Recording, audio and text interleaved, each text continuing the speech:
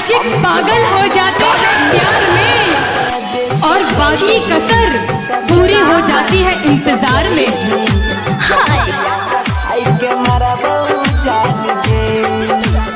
अभी आप सुन रहे हैं बंसीधर चौधरी को।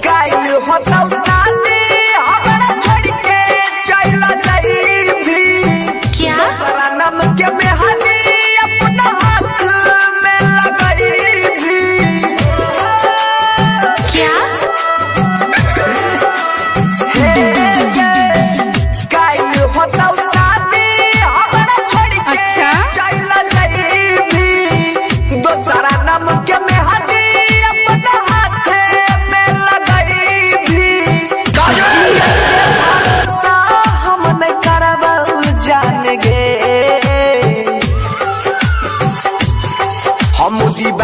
कि जब हमें उनसे मोहब्बत थी तब उन्हें हमारी मोहब्बत पर शक था। जब हमें उनसे मोहब्बत थी तब उन्हें हमारी मोहब्बत पर शक था।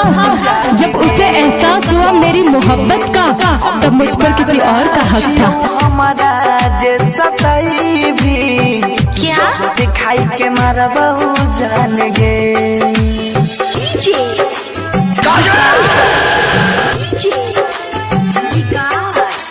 मटियार कलम सीतामढ़ी। अच्छा मटियार कलम सीतामढ़ी। क्या चुपकी से अच्छा हाँ किस्मत में हमारा लिखल रही न जान गे झूठे हमार सपना झूठे सजल यार मान गे। हाँ किस्मत में हमारा लिखल और रही न जान गे झूठे हमार सपना झूठे सजल यार मान गे। एक वादा था तेरा हर वादे के पीछे तू मिलेगी मुझे हर गली हर दरवाजे के पीछे। पर क्यों तू इतनी बेवफा निकली एक तू ही नहीं थी मेरे जनाजे के पीछे। मेरा गाना बहु जान गे हम दीवाना छियौ गे हम दीवाना छियौ हमारा जे सतई भी जोहरिया खाई के मारा बहु जान गे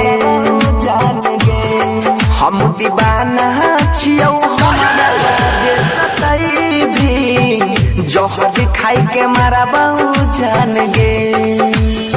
आज की ये शाम इतनी सुहानी न होती हर चाहत के पीछे कोई कहानी न होती। कुछ तो असर जरूर होता है प्यार में वरना गोरी राधा सांवले शाम की दीवानी न होती। हाँ हाँ हम नहीं जाना लिया हुए दाना बन भी कठोर गे हमारा छोड़ के दोसरा संग में बसाइले भी घोर गे। हाँ हम नहीं जाना लिया हुए दाना बन भी कठोर गे हमारा छोड़ के दोसरा संग में बसाइले भी घोर गे।